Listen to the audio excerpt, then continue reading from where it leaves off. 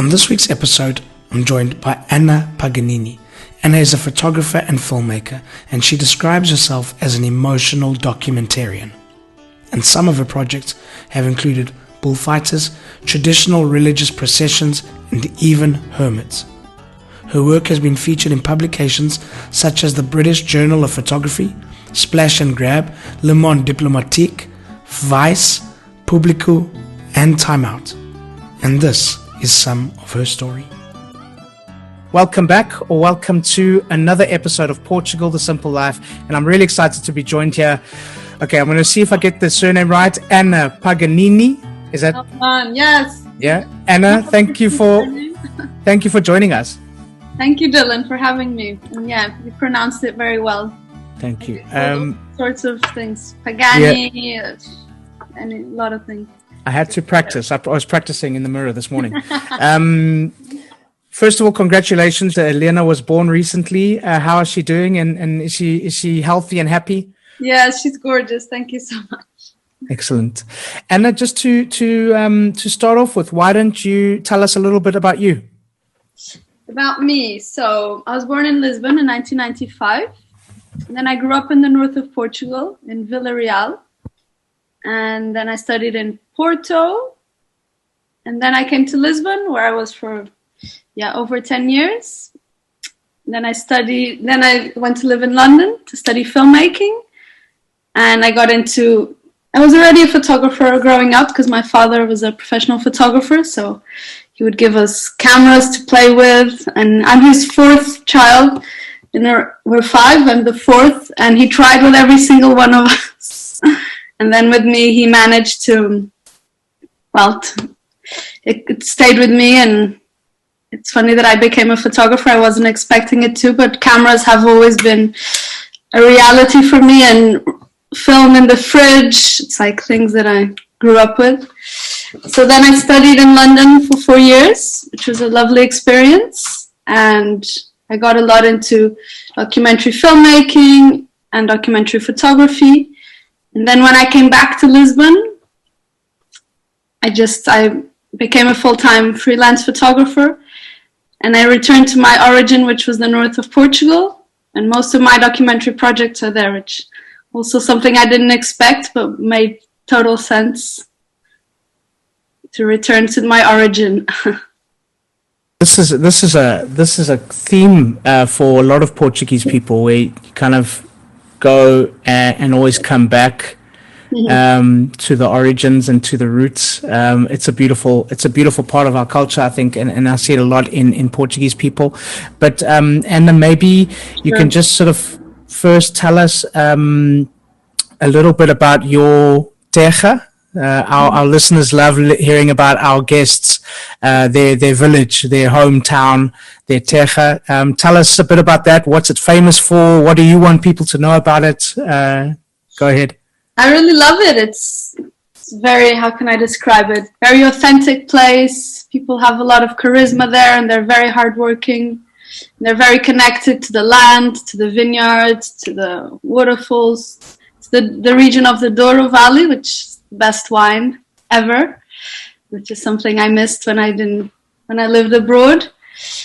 I've just found a lot of really interesting projects there, from antique shops that are it's like a museum, to hermits living out there. So many things. Stones that I can photograph. Just there's a lot there. Also to explore, which is great. Not like everything's already photographed. There's still a lot. There's still a lot that people don't know about that place, about that area. Yes. And it's just a matter of exploring, and you bump into something quite phenomenal, like this antique shop. It's like a cave of treasures. It's really incredible. Well, we're going to get onto some of the projects that you've done, and also more about that. But I mean, besides your village and besides, like you just said, the Douro wine, I mean, the wine debate on the podcast is a big one. We've had a lot of people from different wine regions, and it's still up in the air which is the best wine region. Of course.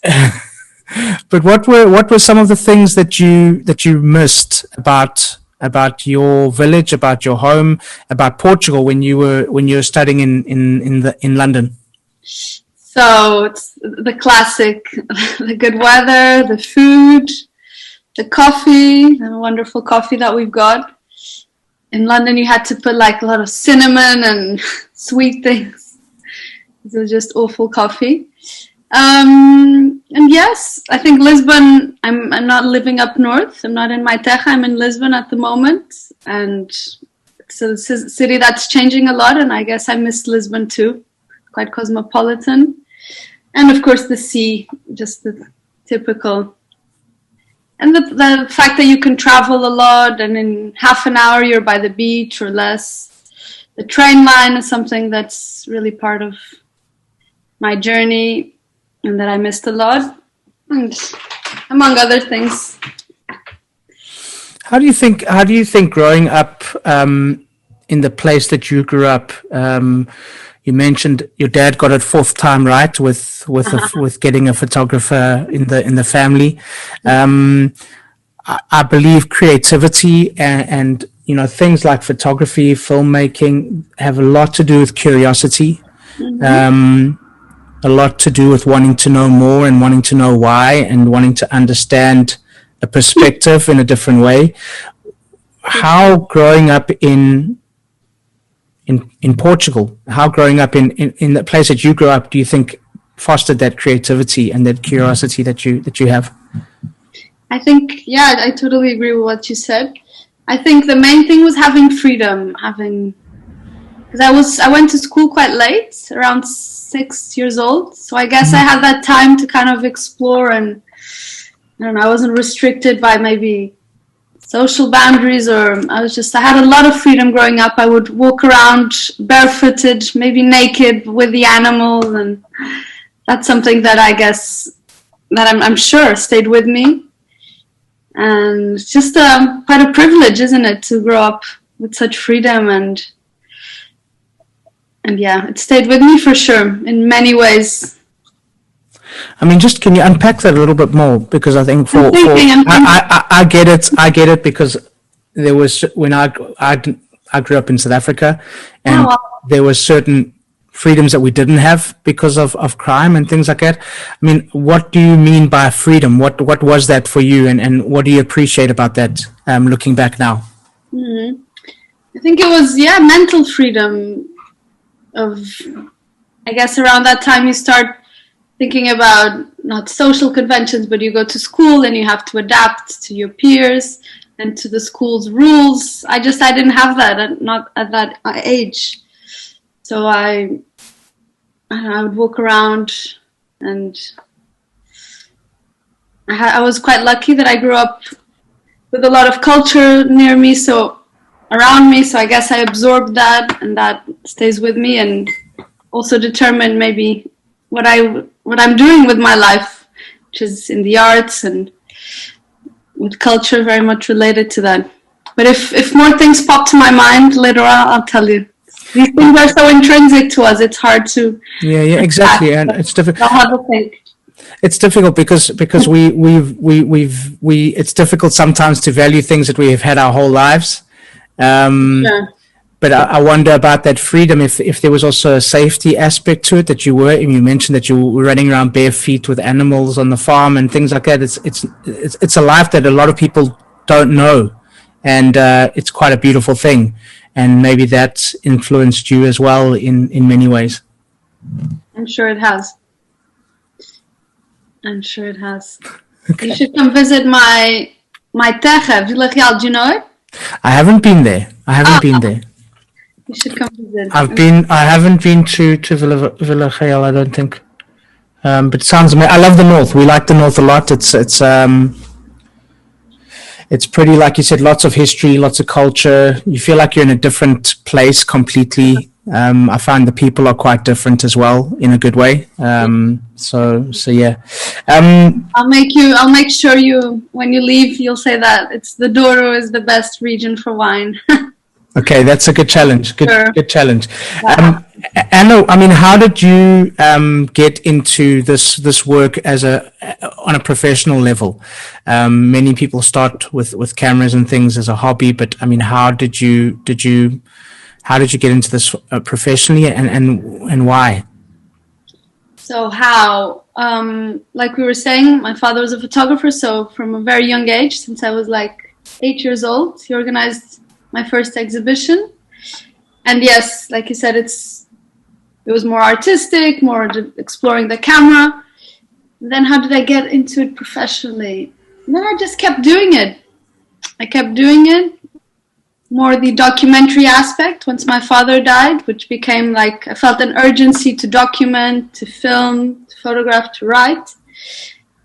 And then because I kept doing it in school, I would always be the one taking my camera to camps, to parties, to sports events.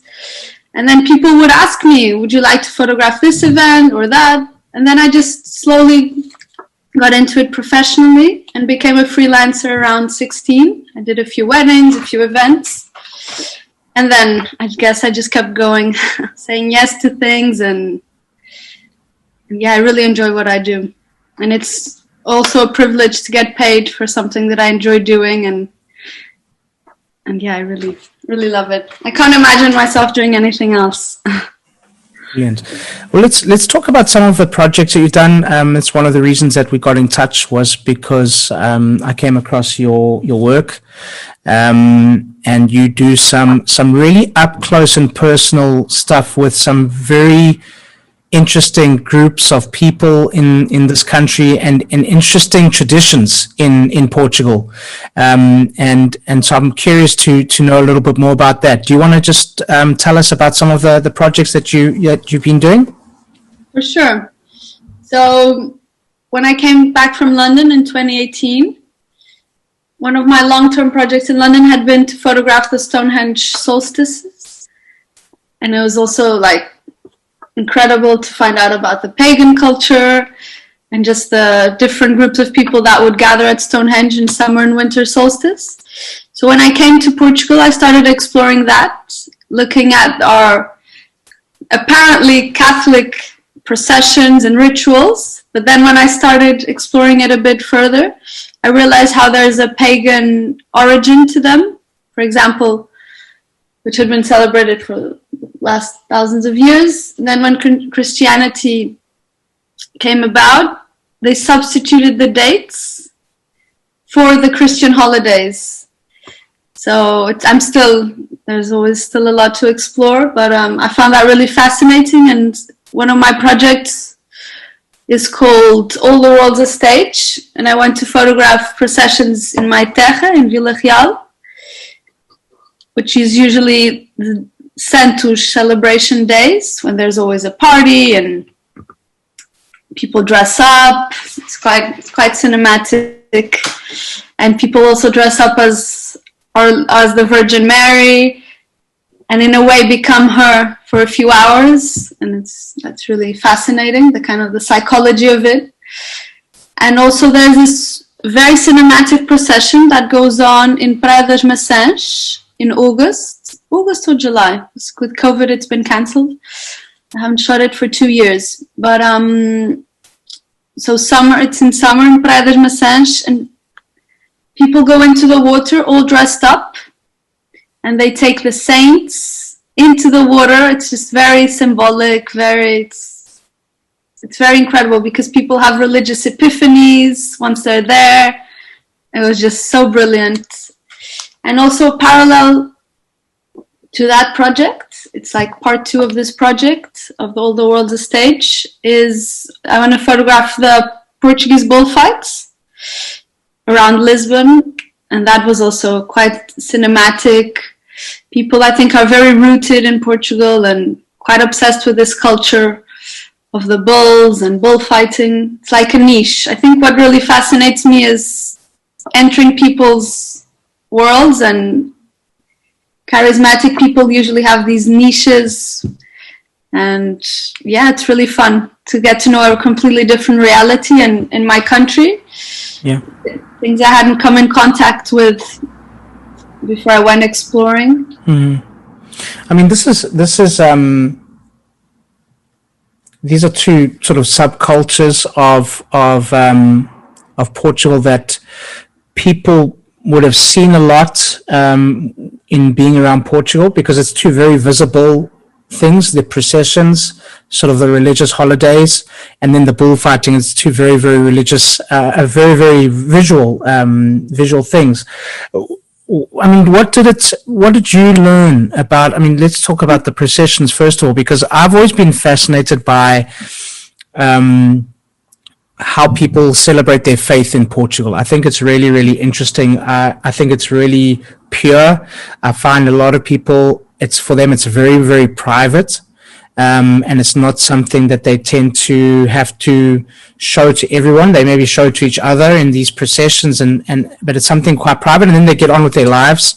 But I mean, what were some of the things that you saw, and some of the takeaways in being so close to these traditions and these moments with the processions and the water thing? I didn't know about that. That's fascinating.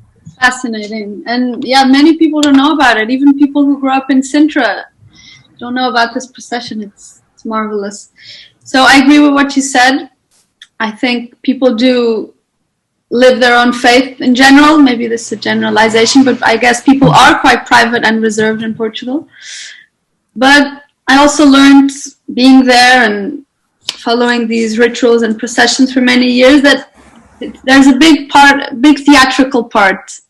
I'm not saying they aren't genuine manifestations of faith. I think they are. But there is this dressing up. It's like nearly a film set. You have the incense. It's like appeals to all the senses. So it's a very rich experience. And yeah, I learned a lot about psychology. I learned a lot about even filmmaking. I can't wait for these COVID restrictions to be over so I can get back into photographing these rituals. And just what I also learned is the importance and the meaning that people take into these rituals and their intentions, and kind of the hierarchy. There's someone who goes in front, and it's quite interesting because it's, I guess, something you would see hundreds of years ago, or thousands maybe, and just brings a bit of the past, or what's left of it. So it's, once again, people I think are very rooted, and it is hard for people who couldn't celebrate these rituals because of COVID. It's the second year that this is happening, and I do get the feeling, maybe in villages and up north or in smaller places, that people do live for these rituals and these traditions, and it marks their calendar, and it's a highlight in their life and in their year. So that was really incredible to see and experience. Yeah, and then with the bullfighting, again, a completely different type of subculture, very theatrical as well. You know, yes. The colors and the show and the noises that they make and all this kind of thing. I mean, yeah, I do find this beautiful thing in Portugal where we advance and we have technology and we have all these things. The country changes, the cities change, but we hold on to these certain traditions. And bullfighting is one of them as well, whether you like it or not. It's part of the culture. What did you experience following that quite closely? So yeah, once again, it's like a massive subculture where people do literally live for these races and for the kind of brotherhood that this generates. What did I learn? There's this veneration, like this kind of obsession, even nearly as if the horse riders and the bullfighters are like superstars or actors. You would see in Nazaré and Caldas da Rainha, you would see like young kids asking for the bullfighters and the horse riders' autographs and like waiting for them and crying for them. I had always seen or known of bullfighting on television, but I hadn't experienced this kind of admiration and the whole atmosphere that you live there. And it is very historic, and these are like inbuilt traditions, but it's nice to see how traditions slightly alter. For example, there was this feminist race, bullfighting, where it was only female horse riders, and that was nice because I think we have to also reflect the times in a way, or at least get better and improve things and become aware of new things. So that was a nice, because obviously we speak a lot about feminism these days, and it was a great race to photograph. And what else? Yeah, just meeting these characters. There's this bullfighter who looks like he came straight away from a Goya painting, like these, in a way, old faces that could be from 200 years ago. And I really enjoyed, and especially because some bullfights are at night. It's like you're in Hemingway's Fiesta, like you're inside a novel. But yeah, really interesting. Also something that was cancelled with COVID. I should happen again next year. Okay, and then you did a fascinating project about hermits up in the north. I mean, I had no idea that there were people that did this, that they were not even Portuguese. So just tell us a little bit about that. So yeah, apparently there's a lot of these communities in the Alentejo, but in the north of Portugal, these are the most superstar hermits, the happies. A lot of projects have been done about them. And it's funny how I met Maria, the lady hermit. I was visiting from my friends from London who studied documentary filmmaking and photojournalism. And that really shaped me into looking at my terra, at my origin, in a different way, because suddenly everything could be a project. And we were at this medieval fair, which is obviously very cinematic. You would see like a medieval man drinking a gin and tonic, just things that visually you go crazy about, and I really did. I couldn't stop shooting. And I met this hermit lady. I asked her to photograph me. I asked her permission to take a picture. And she turned her back to me. And then I bought like this soap or these medieval products, I'm not sure. And she let me take a picture. And she's got this glare to her, this stare that's incredible. And I found out she lived with a hermit. And there were quite these famous hermits. And also to my surprise, I found out that my dad had tried to take pictures of them in the 1990s, which was really wonderful. Like without knowing, we got interested by the same people and project. And the hermit, it's been a journey. So it started in 2016 in that medieval fair. And then the following year, I went to that same fair to try to find out more about her. And she gave me her email address, and she would go to the cyber cafe into town once a week to sell her products. And when I came back from London, I went to live with them. First without my cameras, and then with my cameras, but very restricted. They didn't let me take pictures of a lot of things, and they said it was like a test for me. They wanted to see if I noticed like the symbology around their house and try and understand what was important for them, all the meaning that was behind Saint Hildegard, for example, which is a saint that they followed her example. And it's been a journey. Sadly, the hermit Maria died a month ago. Okay.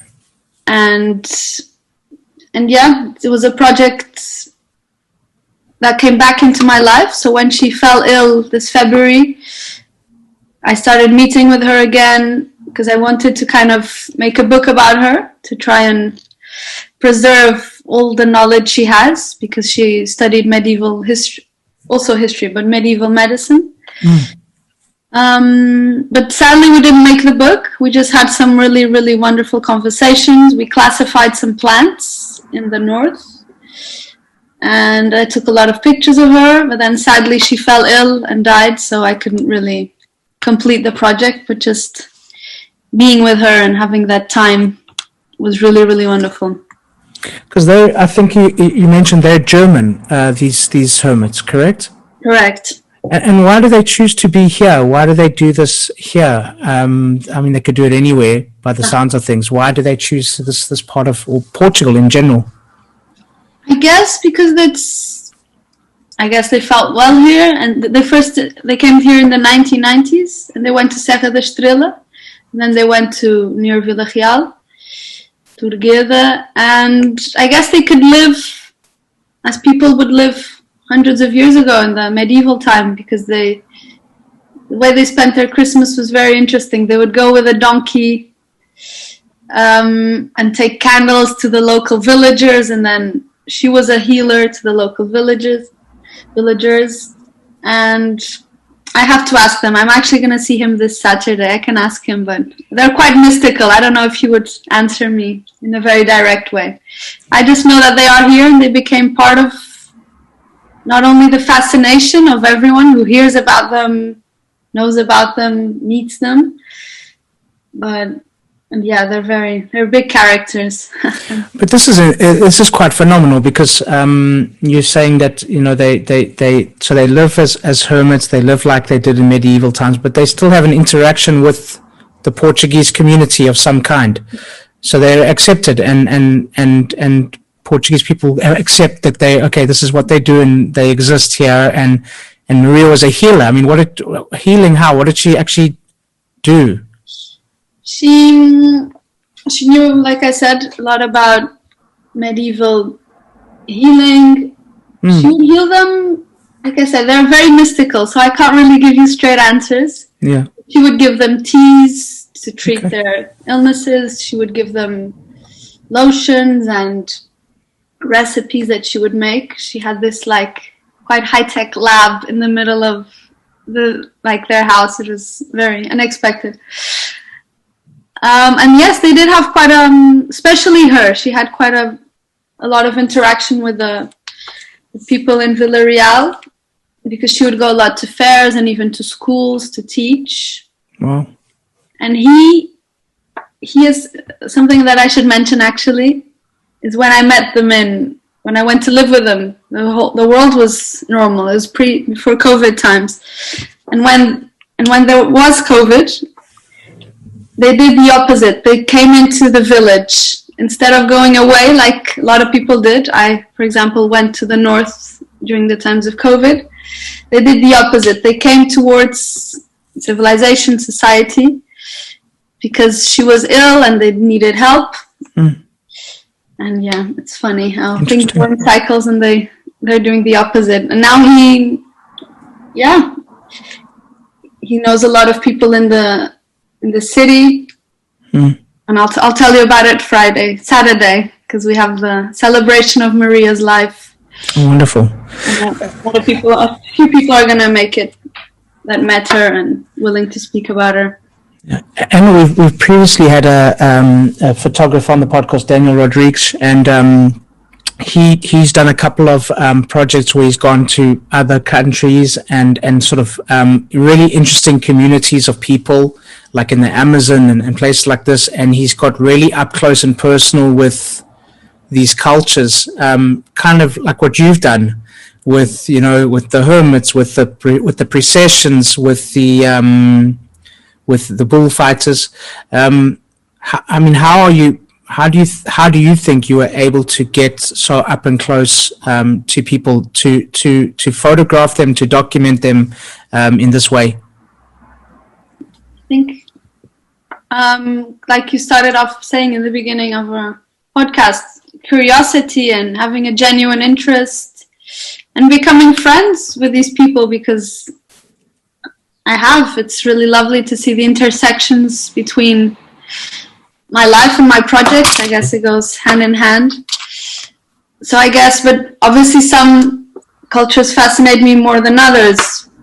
for example, the bullfighting was wonderful, but I don't see myself, maybe, I don't know, being a member of that community. Whereas with the Hermits, I did, and I did become part of their life. And the fact that I'm going there on Saturday on a more personal level, I don't think he'll let me take pictures, let's see, is an example of that.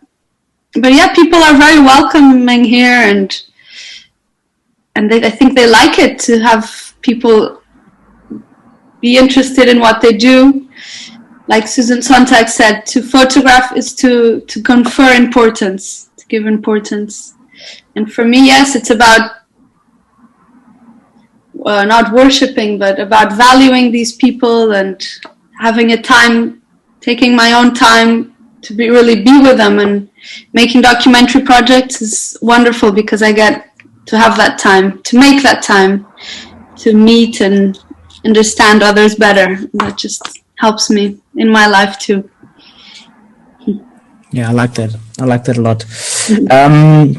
There was one thing that you mentioned to me in a previous conversation, and I just wanted to pick on it a little bit.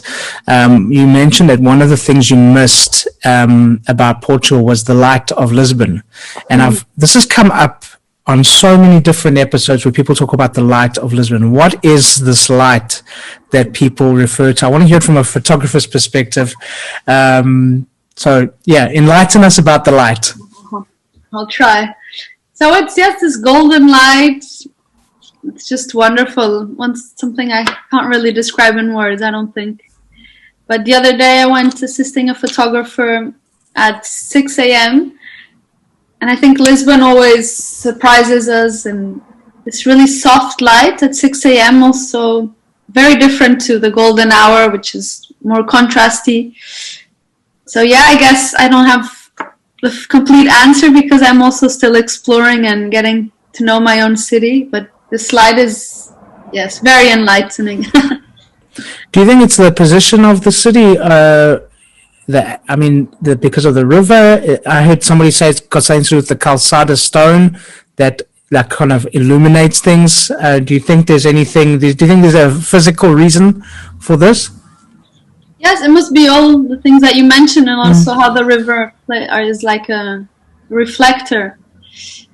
But yeah, it's a really wonderful city to be a photographer in. Excellent. What have you got coming up that people can look out for in terms of upcoming projects? I want to shoot a project in one in Madeira. Yeah, especially in Madeira. So yeah, it'll be interesting to go explore the islands. I've been to Madeira and Azores, but I haven't made documentary projects there, and I'm really excited to go. In Azores, there's also this wonderful festival called Walk and Talk. It's actually next week. And yeah, there's a lot going on. It's literally keeping your eye open and making time for these things. And I'll tell you about it in my next podcast, if there is a episode 2. You need to go to, I can't remember the Portuguese name for it now in Madeira, Nuns Valley. Really? I don't know actually. It's this valley. Apparently the history of it is that whenever the Vikings invaded the island, people would go and hide inside this valley, because it's like thousands of meters down. But it's this little village that is so isolated from the rest of the island. The people are really short. Like they're not. I don't want to say they're hobbits, but they're really really short. And I'll fit there. Yeah, but you need to go check that out. It's fascinating. We went there and we spent a few hours there the one day recently, and it's really really interesting. Sounds so check fantastic. that out. I've just had a quick preview of it. Thank you. And it's not, the photo, I mean, from a photography point of view, you'll love it. It's like you stand at this lookout point and you look down, you can photograph down to the village, and it's just like these little tiny houses at the bottom of the valley. It's incredible. Anyway. I want to live there in a hobbit house. Sounds wonderful. But the houses aren't hobbit houses, okay? No. Don't tell anybody you're going there looking for hobbits. They'll get upset. Okay. Anna, what one thing can people remember, or do you want people to remember and take away from our conversation? So, what could I say? I think valuing and appreciating the place where you are, in this case, Lisbon and Portugal, it's just something I've always taken for granted. And I feel like, how can I say, what's the word? Reconquistar. Lisbon made me fall in love with it in a way that I maybe hadn't, because I just always took it for granted. Because it's just a really vibrant city, and the art scene is, every day it's better and more exciting and thrilling. So I would say, enjoy the place where you are. Don't compare Lisbon or wherever you are to other cities. Every city's got its ups and downs. And yes, just appreciate what you've got before it's too late. Sounds dramatic, but I think it's something that sometimes we forget to do. Thank you. How can people follow you online and keep up to date with your work? So my website is my name. It's anapaganini.com. I use Instagram a lot. It's how we met. So thanks, Instagram. It's Ana Paganini _ And yeah, I'd say those two channels. Okay, we'll put links in the show notes so that people can follow and check out more of your upcoming stuff and the past stuff, because it's really, really brilliant. Anna, thank you so much. I've loved this conversation. And a question that we ask all of our guests: Portugal, the simple life. Why? I guess because you have all the best things. It's quite an authentic way to live, and a lot of authentic people, and hopefully that comes across in my work, and of these really Excellent. Authentic people. Thank you so much. Thank you so much for having me. You're welcome, and good luck with everything. And for now, I'm going to let you call it. So that's a wrap. Thank you, Dylan. So thank you once again to Anna, and thank you to all of you for listening. Please subscribe, share with your friends, give us a thumbs up, and please leave a comment or a review. We'd love to hear from you. And as we say in Portugal, te próxima. Welcome to the simple life.